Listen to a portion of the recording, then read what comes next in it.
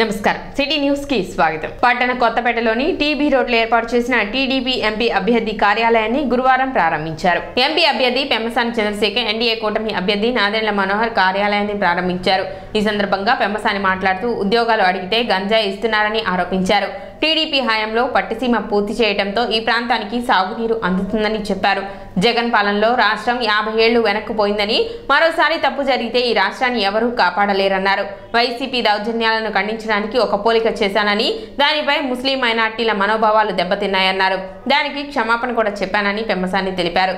తనపై విమర్శలు చేసే ముందు వైసీపీ నేతలు ముస్లిం మైనార్టీ మహిళలను చెప్పుతో కొట్టారు, అర్చకులపై దాడి చేశారు. వాటిని ఖండించండి చెప్పారు.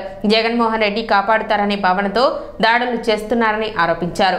ప్రజలకు మేలు చేయడానికి వచ్చాను, ఎవరి మనోభావాలు దెబ్బతీయడానికి కాదని పెమ్మసాని తెలిపారు. ఇవాళ కొత్త ఆఫీస్ ఓపెన్ చేశాం. ఇక్కడ ఇది ఎలక్షన్ వరకు పార్లమెంటరీ ఆఫీస్ కింద ఉంటుంది. ఒక్కొక్కరికి నిత్యావసర వస్తువు ధరలు విపరీతంగా పెరిగిపోయినాయి. కరెంటు బిల్లులు వచ్చేటప్పటికి 6-7 సార్లు పెంచారు.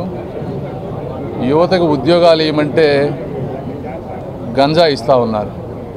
ఏ మారుమూల ప్రాంతంలోకి వెళ్ళినా వాటర్ లేదు కానీ గంజాయి ఉంది. ఇలా ఎన్నో సమస్యలు ఉన్నాయి. ఈ సమస్యలన్నిటి దృష్ట్యా కూడా ప్రజలు విపరీతంగా మార్పు కోరుకుంటా ఉన్నారు. ఇది రైతాంగానికి సంబంధించిన ప్రాంతం కాబట్టి మేము గవర్నమెంట్లో ఉన్నటువంటి 5 సంవత్సరాలప్పుడు దాదాపుగా 72,000 కోట్లు ఈ వాటర్ ప్రాజెక్ట్స్ మీద పెట్టారు. ఆ వాటర్ ప్రాజెక్ట్స్ మీద పెట్టారు కాబట్టి ఈరోజు పట్టిసీమ ద్వారా కనీసం నీళ్లు వస్తున్నాయి ఇక్కడ. ఎందుకంటే ఇసుక అంతా తీసేసి వాటర్లో ఫిల్టరింగ్ మెకానిజం తీసేసి అంతా సాల్ట్ వాటర్ వచ్చేసింది చుట్టుపక్కల ప్రాంతాల్లో. ఆ రోజు కట్టిన పట్టిసీమే ఈరోజు ఆయువు అయిపోయింది ఈ ప్రాంతానికి. Number 1 priority 20 lakh jobs Telugu Desam party promise చేస్తుంది. టార్గెట్ 20 lakh జాబ్స్ పెట్టుకున్నాం. టెంపరీగా జాబ్స్ వచ్చేలోపు నిరుద్యోగ భృతి అనేది ఆల్మోస్ట్ 3,000 రూపీస్ ఎవ్రీ మంత్. తర్వాత తల్లికి వందనం పేరుతో ఎంతమంది పిల్లలుంటే ప్రతి ఒక్కరికి 15,000 రూపాయలు, అట్లా ముగ్గురుంటే 45. ఈ విధంగా అంటే జగన్మోహన్ రెడ్డి గారు ఈరోజు ఒక్కళ్ళకే ఇస్తూ ఉన్నారు. అదొకటి. తర్వాత దీపం పథకం కింద 3 సిలిండర్లు. ఈరోజు సిలిండర్ ధర చూసుకుంటే చాలా పెరిగింది. 900 రూపాయల నుంచి 1000 రూపాయల మధ్యలో ఉంది కాబట్టి అంటే 3,000 రూపాయలు సంవత్సరానికి ఒక్కొక్క పేద మహిళకి ఉపయోగం జరగబోతూ ఉంది. తర్వాత అన్నదాత పథకం కింద రైతులకి 20,000 రూపాయలు. ఇది ఒకటి గుర్తుపెట్టుకోవాలి. ఇప్పుడు ఉన్నదానికంటే కూడా దాదాపుగా 25% ఎక్కువ వస్తూ ఉంది. తర్వాత ఆడబిడ్డ నిధి నుంచి 15,100 రూపాయలు ఎవ్రీ మంత్. అంటే 18 సంవత్సరాల నుంచి 59 సంవత్సరాల మధ్య ఉన్నటువంటి మహిళలందరికీ కూడా ఇది వర్తిస్తుంది. అదేవిధంగా బీసీలు అయితే ఎవరైతే ఉన్నారో వాళ్ళకి 50 సంవత్సరాలు దాటిన వెంటనే పింఛను వచ్చే విధంగా చూస్తూ ఉన్నారు. ఎందుకంటే మేము తిరుగుతూ ఉంటే ఈ వృత్తుల మీద ఆధారపడ్డ వాళ్ళు కొన్ని చిన్న చిన్న పనులు చేసుకుంటా కళ్ళు కానీ వాళ్ళకి వేరే విధమైన ఇబ్బందులు ఫాస్ట్గా వస్తున్నాయి. కాబట్టి 50 సంవత్సరాల వాళ్ళు దాటిన వాళ్ళకి అది ఆ పింఛన్ తీసుకురాబోతున్నాం. మహిళలకు కానీ ఎవరన్నా స్మాల్ బిజినెస్లు చేసుకోవాలనుకునే వాళ్ళందరికీ కూడా వడ్డీ లేని రుణాలు ఇవ్వటం అనేది జరుగుతుంది. సో ఇవి తెలుగుదేశం పార్టీ చేయబోయేటువంటి సంక్షేమ కార్యక్రమాలు. వీటన్నిటితో పాటు పూర్తి అభివృద్ధి అనేది మీద కంప్లీట్గా ఫోకస్ చేసి ఓవరాల్గా ఒక పాజిటివ్ ఎకనామిక్ ఎన్విరాన్మెంట్ క్రియేట్ చేయబోతూ ఉన్నాం. ముస్లిం మైనారిటీ సోదరులు తెలుగుదేశం పార్టీలో జాయిన్ అవుతున్నప్పుడు వాళ్ళు నాకేం చెప్పారంటే, సార్ జాయిన్ అవుతుంటే మమ్మల్ని విపరీతంగా భయపెడుతున్నారు సార్, భయభ్రాంతులకు గురి చేస్తూ ఉన్నారు అంటే, నేను ఆ సందర్భంలో ఒక నియంతృత్వ పోకడలకు మీరు పోవద్దు. ఎందుకంటే టైం మంది బాగుంది కదా అని మీరు ఇష్టం వచ్చినట్టు బిహేవ్ చేస్తే టైం బాగలేనప్పుడు చాలా తీవ్రమైన పరిణామాలు ఎదుర్కొంటారు అనే దాంట్లో ఒక ఎగ్జాంపుల్గా ఆయన నేను చెప్పినప్పుడు వాళ్ళ కొంతమంది మనోభావాలు ఇబ్బంది పడ్డే మాట వాస్తవం. దానికి నేను సారీ చెప్పాను, నా ఉద్దేశం అది కాదు అని. అంటే బ్రాహ్మణులని అలాంటి వ్యక్తులని మీరు చెంప మీద కొట్టారు అంటే మీరు ఎక్కడ దాకా వెళ్తూ ఉన్నారు? మీరు అవి ప్రశ్నించండి. నిన్న ముస్లిం మహిళ మీద చెప్పు తీసుకొని కొట్టాడంట ఒకడు. ఒక మనిషిని కొట్టడం అంటే అది చెప్పుతోటి ఎంతటి అవమానం అది. అంటే జగన్మోహన్ రెడ్డి గారు వాళ్ళని కాపాడతారనే కదా. ఒక పల్నాడే కాదు, నేను 7 నియోజకవర్గాల్లో రైల్వే సమస్యలు చాలా ఉన్నాయి. అవన్నీ నేను స్టడీ చేస్తూ ఉన్నాను. నేను స్టడీ చేసి నేను రైల్వే బోర్డుతో కానీ మినిస్ట్రీస్తో కానీ కూర్చొని మాట్లాడి ఇవి టెక్నికల్గా పాసిబుల్లా కాదా తెలుసుకున్న తర్వాత మాత్రమే నేను మీకు హామీ ఇస్తాను. నేను చేయగలిగేది ఏదన్నా ఉంటే 1కి 10 సార్లు వెళ్ళి నేను చేస్తాను. నాదెండ్ల మనోహర్ మాట్లాడుతూ కేంద్రం రాష్ట్రం నుండి రావాల్సిన నిధులు తీసుకొచ్చి ఒక స్పష్టమైన ప్రణాళికతో తెనాలి అభివృద్ధి చేస్తామని చెప్పారు. కౌలు రైతుకి న్యాయం చేస్తామని తెలిపారు. తెనాలి విజయవాడ తెనాలి గుంటూరు రోడ్లు నిర్మిస్తామని పేర్కొన్నారు. తెనాలిలో త్రాగునీటి సమస్య ఉందని ఇంటింటికి కుళాయి ఏర్పాటు చేసి త్రాగునీటి సమస్య లేకుండా చూస్తామని నాదెండ్ల మనోహర్ తెలిపారు. కార్యక్రమంలో టీడీపీ జనసేన బీజేపీ నాయకులు కార్యకర్తలు పాల్గొన్నారు. చక్కటి కార్యాలయం ఈ రోజున ఎన్నికల కోసం తెనాల్లో ఏర్పాటు చేసుకోవడం మన ప్రజలకి మరింత దగ్గరే విధంగా చేస్తున్న ప్రయత్నంలో ఇదొక భాగం. ఇదే కాదు, వివరించారు ఏ విధంగా సంక్షేమం చేయబోతున్నామో. అభివృద్ధి విషయంలో తెనాలి నియోజకవర్గానికి ఒక స్పష్టమైన ప్రణాళికతోటి మేమిద్దరం కూడా కలిసి కేంద్ర ప్రభుత్వం నుంచి రావాల్సిన నిధులు, రాష్ట్ర ప్రభుత్వం నుంచి తెచ్చుకోవాల్సిన నిధులు ఈ రెండు సమకూర్చుకుని అనేక మంచి ప్రాజెక్ట్స్ అన్ని కూడా ఆలోచించి ముందు తీసుకెళ్ళగలుగుతాం. ఎందుకంటే వైద్య రంగంలో కానివ్వండి, వ్యవసాయ రంగంలో కానివ్వండి, స్థానికంగా మనం అనుకున్న అనేక మౌలిక సదుపాయాల కల్పనలో ఇంటింటికి కుళాయి అనేది చాలా ముఖ్యమైన అంశం. ఈ ప్రాంతంలో తాగునీటి కోసం ప్రజలు ఇబ్బంది పడుతున్నారు. వీటన్నిటిపైన ప్రత్యేకంగా చంద్రశేఖర్ గారు, నేను, Telugu Desam party, Janasena party, Bharatiya Janata party ముగ్గురం సంయుక్తంగా ఈ కార్యక్రమాల్లో పాల్గొంటాం. ఇదే కాకుండా ఆయన చెప్పిన దాంట్లో అదనంగా రైతు భరోసా ఏదైతే చెప్పామో 20,000 రూపాయలు సంవత్సరానికి ఇస్తామంటున్నామో అందులో కౌలు రైతులను కూడా పొందుపరిచే విధంగా ఒక నిర్ణయం తీసుకున్నాం. సో కౌలు రైతులు ఎవరైతే గ్రామ సభలో పాల్గొని గ్రామ సభలో తీర్మానం చేసుకుని ఫలానా వ్యక్తి కౌలు రైతుగా ధృవీకరించిన తర్వాత అతనికి ఈరోజు భూమి ఉన్న రైతుతో పాటు పరికరాల విషయంలో కానివ్వండి, విత్తనాల విషయంలో కానివ్వండి, రుణాల విషయంలో కానివ్వండి ఆయన కూడా ఆ సౌకర్యాలు ఇచ్చేటట్టు ఒక మంచి నిర్ణయం తీసుకున్నాం. దాన్ని కూడా ఉమ్మడి ప్రణాళికలో త్వరలో తీసుకొస్తాం. మౌలిక సదుపాయాల విషయంలో తెనాలి నుంచి విజయవాడకి చేయబోయే రహదారి, అదేవిధంగా తెనాలి నుంచి గుంటూరుకి చేయాల్సిన రహదారి కూడా తప్పకుండా ఇంకా అభివృద్ధి జరిగే విధంగా 4 లేన్ రహదారిగా దాన్ని మారుస్తాం. ట్రైన్ల విషయంలో కూడా గతంలో మాట్లాడుకున్నాం. తప్పకుండా రాబోయే రోజుల్లో కేంద్ర ప్రభుత్వం నుంచి ఒక పార్లమెంట్ సభ్యుడిగా చంద్రశేఖర్ గారు ఈ ప్రాంతానికి ఇంకా మెరుగైన సౌకర్యాలు కలిగే విధంగా ప్రయాణికులకి తప్పకుండా ఈ మార్పు తీసుకొస్తాం.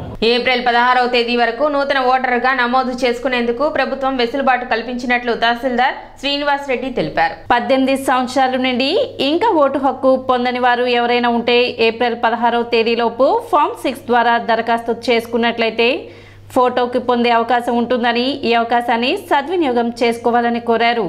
అదేవిధంగా ఎన్నికల కోడ్ అమల్లో ఉన్నందున 50,000కు మించి నగదు, 10,000కు మించి వస్తువులు ఎటువంటి ఆధారాలు లేకుండా తీసుకువెళ్లరాదని, అటువంటివి ఏమైనా తనిఖీలో పట్టుబడినట్లయితే సీజ్ చేయడం జరుగుతుందని తహసీల్దార్ శ్రీనివాస్ రెడ్డి తెలిపారు.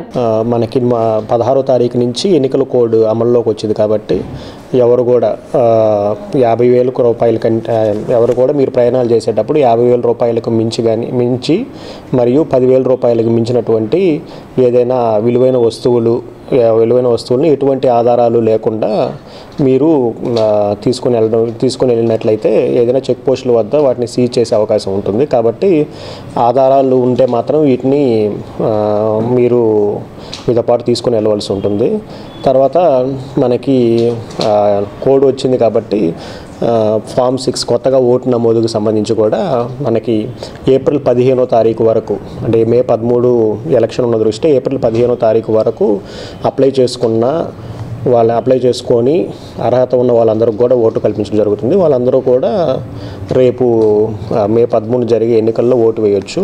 కాబట్టి 18 ఏళ్ళ నుండి అర్హత ఉండి ఓటర్గా నమోదు చేసుకునే వాళ్ళు ఏప్రిల్ 15 వరకు అప్లై చేసుకొని ఓటర్గా నమోదు చేసుకోవాల్సిందిగా కోరుతున్నాం. అర్చక బ్రాహ్మణులను కొట్టడం, తిట్టడం స్వయాన పరబ్రహ్మకు చేసినట్లే అని రాష్ట్రీయ బ్రాహ్మణ సంఘటన రాష్ట్ర ఉపాధ్యక్షులు తాడేపల్లి సూర్యనారాయణ తీవ్ర స్థాయిలో తప్పుపట్టారు. బుధవారం మాజీ మంత్రి ఆలపాటి రాజేంద్ర ప్రసాద్ ఆదేశాలతో టీడీపీ నియోజకవర్గ కార్యాలయంలో ఆ పార్టీ బ్రాహ్మణ విభాగం నేతలు విలేకరుల సమావేశం నిర్వహించారు.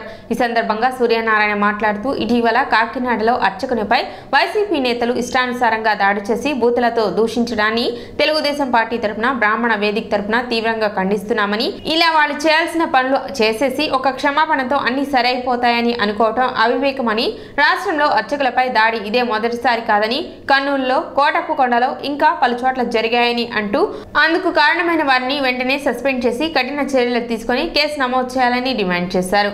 చంద్రరావు అనేటువంటి వ్యక్తి కాకినాడలో బ్రాహ్మణ పూజారుల మీద చేసినటువంటి హేయమైనటువంటి దాడిని రాష్ట్ర వ్యాప్తంగా ఉన్నటువంటి మనుషులంతా కూడా, మనిషి అనేటువంటి ప్రతివాడు కూడా ఖండిస్తూనే ఉన్నాడు.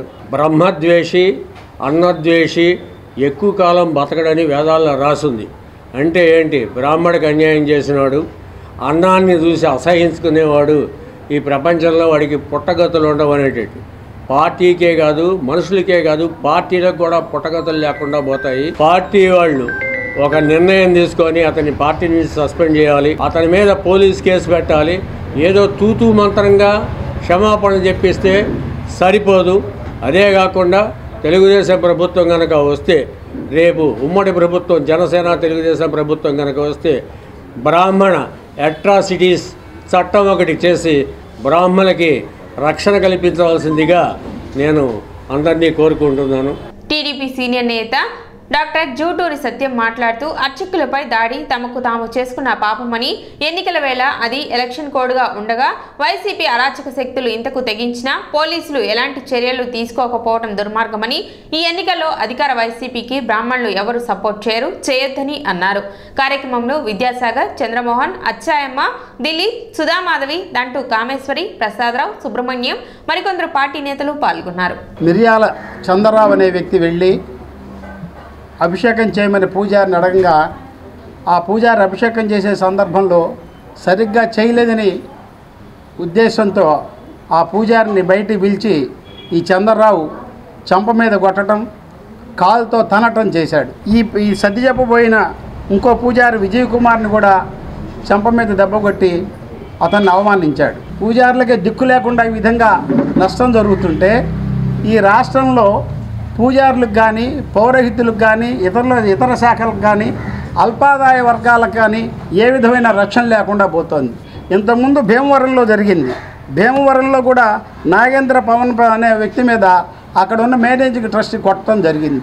అట్లాగే కర్నూలులో కూడా ఒకసారి ఓంకార క్షేత్రంలో ఆ టిక్కెట్లు ఇచ్చే తోట చిన్న స్వల్ప ఘర్షణ జరిగితే ఆ కమిటీ వారు అక్కడ పూజారుల్ని చెండుగర తీసుకుని గొడ్డను బాదినట్టు బాదారు. అక్కడ అదేవిధంగా గుంటూరులో కూడా లక్ష్మీ పద్మావతి సమేత దేవాలయంలో అక్కడ అతను పూజ సక్రమంగా చేయటం లేదని ఆ నెపంతో అతన్ని పిలిచి అతన్ని కూడా కొట్టడం జరిగింది. భద్రత కల్పించాల్సిన ప్రభుత్వాధికారులు, నాయకులే భద్రతారాహిత్యంగా ఈ విధంగా ప్రవర్తిస్తుంటే అన్ని వ్యవస్థలు నాశనమైపోయి నిర్వీర్యం అయిపోయినాయి. కేవలం పూజారు వ్యవస్థే కాకుండా అల్పసంఖ్యాక వర్గాలు ఏవైతే ఉన్నాయో వాటన్నింటికి రక్షణ లేకుండా పోయింది. దీన్ని గమనించి గట్టి చర్యగాన్ని తీసుకోకపోతే ఖచ్చితంగా రేపు రాబోయే ఎన్నికల్లో అధికార పార్టీ వాళ్ళు మూల్యం చెల్లించాల్సి వస్తుంది. స్వీప్ కార్యక్రమంలో భాగంగా గురువారం నుండి ఇంటింటికి ఓటర్ అవగాహన కార్యక్రమం చేపడుతున్నట్లు మున్సిపల్ కమిషనర్ బండి శేషన్న తెలిపారు. ఈ మేరకు బుధవారం పట్టణ కొత్తపేటలోని రామకృష్ణ కవి కళాక్షేత్రం నందు బిఎల్ఓలకు సచివాలయం మరియు పురపాలక సంఘ సిబ్బందికి శిక్షణ కార్యక్రమం నిర్వహించారు. ఈ సందర్భంగా కమిషనర్ శేషన్న మాట్లాడుతూ ఎలక్షన్ కమిషన్ ఆదేశాల మేరకు నిర్వహిస్తున్న స్వీప్ కార్యక్రమాలలో భాగంగా బిఎల్ఓలు, సచివాలయ సిబ్బంది, పురపాలక సంఘ సిబ్బంది బృందాలుగా ఏర్పడి ఇంటింటికి తిరుగుతూ సమాచారాన్ని సేకరిస్తూ ఓటు హక్కుపై అవగాహన కల్పిస్తారని తెలిపారు. అదేవిధంగా 85 సంవత్సరాలు నిండిన వారికి ఇంటి వద్దనే ఓటు హక్కు వినియోగించుకునే అవకాశం కల్పించినట్లు తెలిపారు. ఓటర్గా గుర్తింపు పొందిన ప్రతి ఒక్కరూ రానున్న ఎన్నికల్లో తమ యొక్క ఓటు హక్కును వినియోగించుకోవాలని కమిషనర్ సూచించారు. కార్యక్రమంలో పురపాలక సంఘ సిబ్బంది, బిఎల్ఓలు, సచివాలయ సిబ్బంది పాల్గొన్నారు. మే మాసంలో అసెంబ్లీకి, పార్లమెంటుకు ఎన్నికలు రాబోతున్నాయి. మన ప్రాంతంలో 11వ తారీఖున పోల్ డే ఉంది. కాబట్టి ఓటరుగా ఎన్రోల్ అయినటువంటి ప్రతి ఒక్కరు కూడా మీ యొక్క ఓటును వేసి సద్వినియోగపరచుకోండి. దీనికి సంబంధించి రేపటి దినాల నుంచి ఇంటింటికి ఈ యొక్క బిఎల్ఓను, టీచరు, ఎస్హెచ్జీలు, అంగన్వాడీస్తో కూడుకున్నటువంటి ఒక బృందాన్ని బ్యాగ్ అంటారు, వారిని మీ ఇంట్లో పంపుతున్నాం. వాళ్ళు ఇచ్చేటువంటి సమాచారాన్ని స్వీకరించండి. మీ యొక్క విలువైనటువంటి ఓటును సద్వినియోగపరచుకునేటువంటి స్లోగన్ తోటి దీన్నే స్వీప్ అనేటువంటి కార్యక్రమం ద్వారా రాబోతున్నాం. మన ప్రాంతంలో రూరల్ కాటికి అర్బన్లో ఓటింగ్ యొక్క సరళి తక్కువగా ఉంది. దాన్ని ఈసారి అలాగా కాకుండా ఎక్కువగా ఉండాలనేసి ప్రతి ఒక్కరిని కోరుతున్నాం. అదేవిధంగా 85 years age and above and వికలాంగులు ఎవరైతే ఉన్నారో వారందరికీ ప్రత్యేకమైన ఏర్పాట్లు ఉన్నాయి.